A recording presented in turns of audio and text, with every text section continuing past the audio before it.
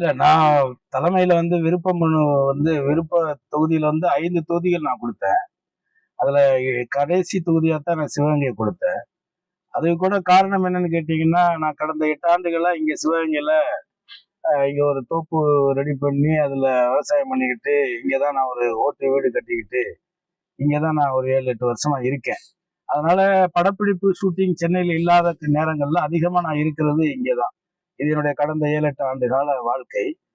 So இந்த தருவாயில சரி நமக்கு இங்கதான் இதெல்லாம் இருக்கு, வரப்போக இருக்கோம். நிறைய பக்கத்துல சுற்றி இருக்கக்கூடிய எல்லா கிராமங்களுக்கும் நல்லது கெட்டதுக்கு எல்லா சமுதாயத்துக்காரங்களும் நம்மளை கூப்பிடுறாங்க. கல்யாணம், காது குத்து, சடங்கு, கோயில் திருவிழா இப்படி எல்லாத்துக்கும் கூப்பிடுறதுனால அது இப்படி போய் பழகுனதுனால எனக்கு இந்த கிராமத்துல இருந்து நம்ம சென்னைக்கு குடியேறினதுனால எனக்கு அந்த கிராம வாழ்க்கை பிடிக்குங்கிறதுக்காக நம்ம இங்க எழுதி கொடுத்தோம். அது தளபதி அவங்க மத சார்பற்ற முற்போக்கு கூட்டணியில அவங்களுடைய கட்சியில எனக்கு அந்த சிவகங்கை ஒதுக்கியிருக்காங்க. குறிப்பா சிவகங்கைக்கு நான் வந்துட்டு போன இந்த காலங்கள்ல நம்ம பார்க்கும் பொழுது இது சிவகங்கை மாவட்டத்தினுடைய தலைநகரமான ஒரு ஹெட் குவார்டர்ஸா இருந்தாலும் கூட you compare to the near the city like Karaikudi மாதிரி ஒரு ஊரு கூட நம்ம ஒப்பிட்டு பார்க்கும்போது ரொம்ப ரொம்ப ரொம்ப ரொம்ப பின்தங்கி தான் இருக்கு. அதுல ஒன்றும் மாறுபட்ட கருத்து இல்லை. அப்போ ஏன் இதுக்கான காரணங்கள் என்னங்கிற யோசனை எனக்கு சாதாரணமா இருந்துச்சு. பட் இப்ப இறைவனா பார்த்து எனக்கு தளபதி மூலமாக எனக்கு இந்த மக்களுக்கு சேவை செய்யக்கூடிய ஒரு வாய்ப்பை எனக்கு கொடுத்திருக்காருன்னு தான் நான் நினைக்கிறேன்.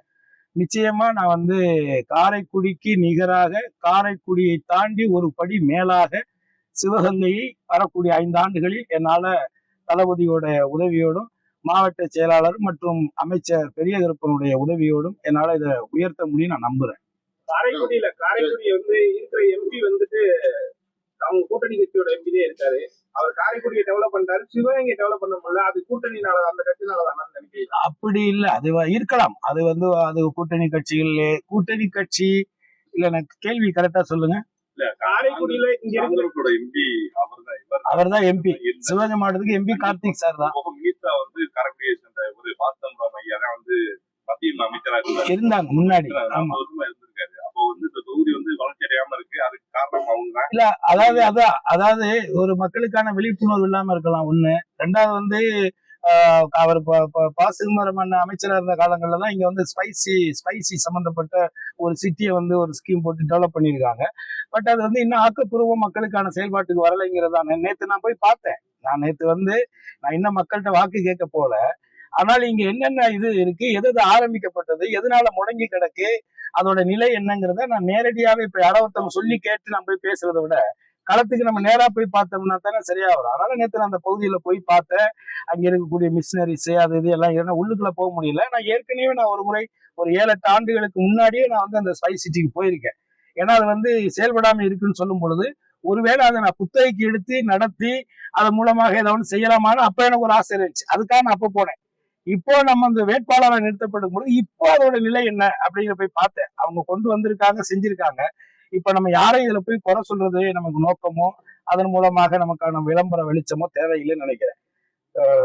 என்னை பொறுத்தவரை பிரபாகரன் அவர்கள் சொல்றது மாதிரி சொல்லுக்கு முன் செயல், நம்ம செயல செஞ்சு காட்டுவோங்கிறத நான் நினைக்கிறேன். சட்டமன்ற தொகுதியை பற்றி பிரச்சனைகள் என்னென்ன ஆராய்ச்சி இல்ல, நிறைய மக்களும் சொல்றாங்க. உங்களை மாதிரி பத்திரிகையாளர்களும் நிறைய சுட்டி காட்டியிருக்காங்க. அது எல்லாத்தையுமே நான் ஒரு தொகுப்பா ஒரு கிட்டத்தட்ட இது வரைக்குமே நான் எனக்கு ஒரு 23, 24 முக்கியமான வெரி வேல்யூபிள் பாயிண்ட்ஸ் எனக்கு நான் கிடத்து வச்சிருக்கேன். இதைத்தான் நான் மக்கள்கிட்ட பிரச்சாரத்துக்கு நான் எடுத்துட்டு போறேன்.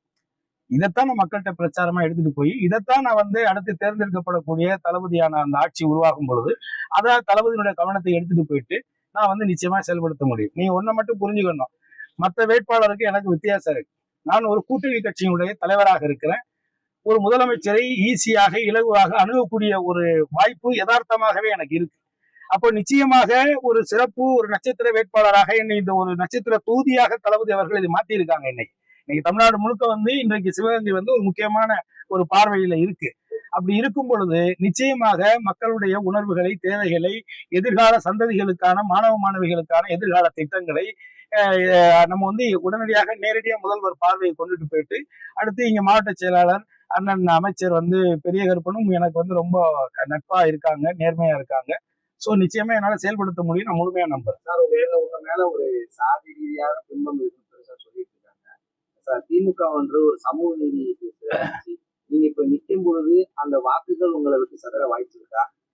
இல்லைங்க, என்னுடைய அடையாளம் வந்து நான் ஆரம்பிச்சது வந்து முக்குளம் புலிப்படை, முக்குளத்தூர் புலிப்படை. என்னுடைய தலைவர் இந்த தேசத்திற்காக வாழ்ந்து இன்றைக்கும் வாழ்ந்து கொண்டிருக்கக்கூடிய தெய்வ திருமகன் பசுமன் முத்துராமலிங்க தேவர்.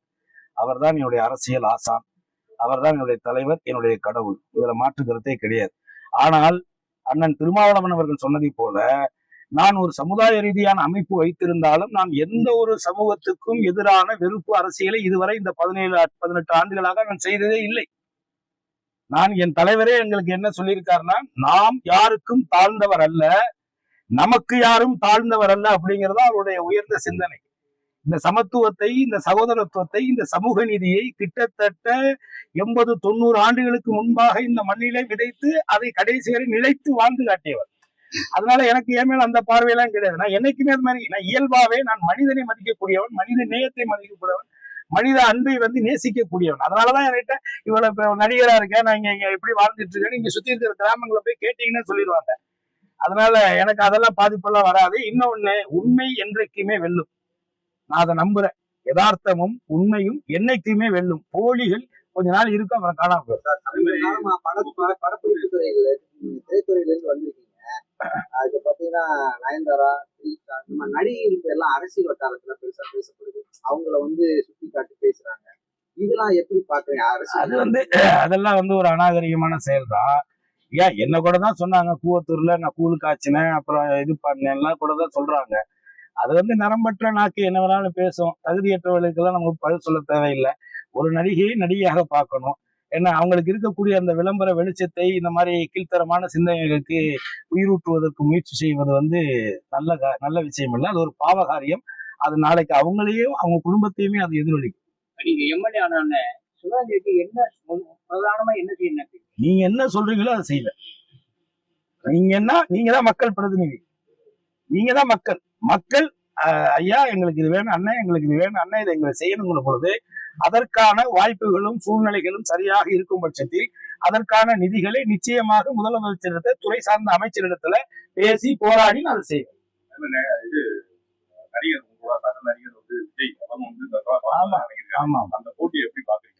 இல்ல, அவரு ஒரு கட்சி ஆரம்பிச்சிருக்காரு. அவர் இப்பதான் ஆரம்பிச்சிருக்காரு. இந்த சினிமா படங்கள்ல ஒரு படத்துல சொல்ற மாதிரி, இந்த காதல் படத்துல சொல்ற மாதிரி, இந்த சின்ன கேரக்டர், டாக்டர் கேரக்டர், வெளிநாட்டு மாப்பிள்ளை கேரக்டர், இல்ல ஒரு நண்பன், உயிர் நண்பன் கேரக்டர், அது மாதிரி எல்லாம் அதெல்லாம் கிடையாது. ஸ்ட்ரைட்டா நம்ம வந்து ஹீரோ தான் சொல்லுவாங்க. அது மாதிரி அவர் வந்து இதெல்லாம் எதுவுமே இல்லை, ஸ்ட்ரைட்டா சிஎம் நாற்காலி தான்ங்கிற ஒரு கனவுல வர்றாரு. அது வந்து எந்த அளவுக்கு அதுக்கு மக்கள் அங்கீகாரம் கொடுப்பாங்க அப்படிங்கிறது ஒரு மிகப்பெரிய கேள்வி. ஏன்னா இந்த தமிழகம் வரலாறு, ஏன்னா உலகத்திற்கே தொன்மையான ஒரு நாகரிக வாழ்க்கையை கற்றுக் கொடுத்த ஒரு பேரினம் இது, ஒரு தேசிய இனம். சோ இந்த இடத்துல இந்த மாதிரியான ஒரு நகைச்சுவை காட்சிகள் நடக்குது. இது மாதிரி நிறைய நடந்திருக்கும். அதனுடைய ஒரு பகுதியாத்தான் அதை பாக்குறேன். அவர் ஒரு நட்சத்திரம், ஒரு பெரிய நட்சத்திரமா இருக்கிறதுனால நிச்சயமாக மக்களிடத்துல அவருக்கு வந்து ஒரு அங்கீகாரம் இருக்கும், ஒரு நடிகரா பிடிச்சிருக்கும். இப்ப என்னையே 100 பேருக்கு பிடிக்குதுன்னா அவரை ஒரு 1000 பேருக்கு பிடிக்காமையா இருக்கும். அதுல ஒண்ணும் மாற்று கருத்து இல்லை. ஆனால் அந்த புகழை வைத்து இத்தனை ஆண்டு காலம் நீங்கள் இந்த தமிழகத்திற்கும், தமிழ் சார்ந்த மக்களுக்கும், தமிழுடைய பிரச்சனைகளுக்கும் எதுக்கு நீங்க முன்னெடுத்து வந்தீங்க, எதுக்கு களத்துல வந்து நின்னீங்க? அட்டண்டன்ஸ் நான் போட்டேங்கிறது மட்டுமே இங்க வந்து சரியா வராது. நீ 100% அட்டண்டன்ஸ் போட்டீங்களா நீங்கிறது ரொம்ப ரொம்ப முக்கியமானது. அதுலயும் முக்கியமான பிரச்சனைகள் நீங்க என்ன பண்ணீங்க அப்படிங்கிற ஒரு கேள்வி எல்லாம் இருக்கு. இது வரைக்கும் நான் வெளிப்படையாக கேட்கிறேன், இத்தனை ஆண்டு காலம் 33-34 வருஷம் சினிமால இருந்த நீங்க வந்து எங்கேயாவது உங்களை எனக்கு விஜய்னு தான் தெரியும். தமிழிசை மாதிரி ஹெச் ராஜா மாதிரியான ஆட்கள் தான் உங்களை வந்து மத ரீதியாக உங்களை தனிமைப்படுத்துவதற்காக ஜோசப் விஜய்னு சொல்லிட்டு இருந்தாங்க. ஆனா இன்னைக்கு நீங்க தேர்தல்னு வந்ததுக்கு பிறகு நீங்க ஜோசப் விஜய்னு உங்களை அடையாளப்படுத்துகிறீங்க. அப்போ உங்களுடைய நோக்கம் என்னவாக இருக்கு? எவ்வளவு குறுகிய சிந்தனையாக இருக்கு. இத்தனை ஆண்டு காலம் மத ரீதியாக அடையாளப்படுத்திக் கொள்ளாத நடிகர் விஜய் இன்றைக்கு தன்னை ஒரு கிறிஸ்துவராக அடையாளப்படுத்துவதை உள்நோக்கம் என்னங்கிற கேள்வி மக்கள் கேட்கிறாங்கல்ல. அப்ப அந்த மக்களுடைய வாக்குகளை பெறுவதற்காக நீங்க இப்படி சொல்றீங்களான்னு கேட்கிறாங்க மக்கள். அப்ப அதே மக்கள் என்ன கேட்கிறாங்க, இத்தனை ஆண்டு காலங்களாக இருந்த நீங்கள் ஒரு நாளாவது இந்த கிறிஸ்துவம் சார்ந்த மத நல்லிணக்க விழாக்கள்லயோ, இல்ல ஏதாவது ஒரு வழிபாட்டு தலத்திலேயோ, இல்ல ஏதாவது ஒரு பண்டிகை காலங்கள்லயோ அந்த மக்களுக்கு ஏதாவது வாழ்த்துக்களை சொல்லியிருக்கீங்களா? இல்ல அந்த மக்களோடாவது நீங்க எங்கேயா நின்றுருக்கீங்களான்னு ஒரு கேள்வி கேட்கிறாங்க. அதே மக்கள் என்ன கேட்கிறாங்கன்னா, சரி இப்ப இவரு ஜோசப் விஜய் தன்னை அடையாளம் கட்டுறாரு, அவங்களுடைய அப்பா சந்திரசேகர் இயக்குனர் வந்து கொஞ்ச நாளைக்கு முன்னாடிதான் நான் தாய் மதத்துக்கு திரும்பி விட்டேன்னு வேற சொல்லி இருக்கிறாரு. இது என்ன அவங்களுக்குள்ளே அவங்க அப்பா ஒரு மதம் பையன் ஒரு மதம்னு பயங்கர குழப்பமா இருக்கு. அப்போ பாஜக செய்யக்கூடிய மத அரசியலை விட மோசமான அரசியலாக இது இருக்குதே அப்படிங்கிற கேள்வியை மக்கள் கேட்கிறார்.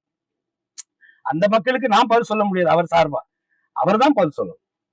அவர் தான் அதுக்கு பதில் சொல்லணும். முதல்வர் போகும்போது முதல்வரும் போயிருக்காரு, அதே டயத்துல விஜயும் போயிருக்காரு அதனால. ஆனா முதல்வரை காட்டிலும் விஜய்க்கு வந்து அதிகமான கூட்டம் ஏற்பட்டதா நிறைய செய்தித்தாள் எல்லாம் போட்டிருக்காங்க. அது மட்டும் இல்ல புறப்பூர் பிரச்சாரத்துக்கு போகும்போது ஆம்புலன்ஸ் உள்ள விட்டாங்க, இடையூறு பண்ணாங்க. திமுக வந்து பிரச்சாரம் நடைபெறாம இடையூறு பண்ணாங்க. அதை விஜய் அதனால போயிட்டோம் கூடாது குற்றச்சாட்டு. கூட்டம் குறைவு கம்மி. அதை எப்படி பாக்க? அதாவதுங்க, பலாப்பழம் வச்சீங்கன்னா ஈ மொக்கத்தான் செய்யும். பலாப்பழத்தை ரோட்ல வச்சீங்கன்னா ஈ மொக்கத்தான் செய்யும். அதே நீங்க ஒரு கண்ணாடி கூண்டுக்குள்ள வச்சீங்கன்னா ஈ வெளியில தான் நிக்கும். புரியுதுங்களா? ஒரு நடிகர்னா வேடிக்கை பார்க்க 4 பேர் வரத்தான் செய்வோம். என்ன அது மக்களுடைய இயல்பு. அதனால மக்களை குறை சொல்ல முடியுமா? இப்ப கேரளாவில பாத்துக்கிட்டீங்கன்னா பக்கத்து மாநிலம் கேரளாவில ஒரு நடிகர் போவாங்க, நடிகை போவாங்க, பாப்பாங்க, ஹலோ ஹாய் என்ன எங்கன ஹலோ கண்டு அந்த படம் இவ்வளவுதான். இங்க சாகுறான், இங்க சாகுறான், பைக்ல போய் விழுகுறான், கூட்டத்துல நெரிசல்ல சாகுறான். செத்ததுக்கு அப்புறம் என்ன புள்ள போனா இன்னொரு புள்ள பெத்துக்கலாங்கிறான். இதெல்லாம் நம்ம தமிழ்நாட்டினுடைய ஆச்சரியங்கள். அதனால நீங்க அதை நீங்க பெருசா பண்ண தெரியல. அப்ப இந்த ஆம்புலன்ஸுங்கிற காமெடி வந்து ஏற்கனவே இபிஎஸ்சி ரெகுலரா செய்யற காமெடி தான் அது. ஏன்னா அந்த மாதிரி அவர் பண்ணிட்டு இருக்க காமெடி அன்னைக்கு கூட இன்னைக்கு பிரச்சாரத்துக்கு வந்துட்டு போற வழியில பாவம் ஒரு சின்ன பையன், இள வயசு பையன், ஒரு 23-24 வயசு பையல ஒரு முத்துரையர் சமூகத்தை சார்ந்த ஒரு பையல அடிச்சு சாகடிச்சுட்டு நிக்காம கூட போயிட்டாங்கன்னு சொன்னாங்க. நான் கூட ஆஸ்பத்திரிக்கு போனேன். அப்புறம் அதை வந்து நம்ம இதை வச்சுட்டு அரசியல் பண்றவங்க கீழ்த்தரமா பேசுவான்னு சொல்லி நான் திரும்பி வந்துட்டு. ஏன் சார் அந்த கூட்டம் முதல்வருக்கு வரல? எந்த கூட்டம்? வந்த கூட்டம் அவர் சொந்த தொகுதியில அந்த கூட்டம் வரல. ஏங்க இப்போ கூட்டம் ஓட்டு தாங்க வாங்கணும். கூட்டத்தை காட்டி என்ன பண்ண போறீங்க?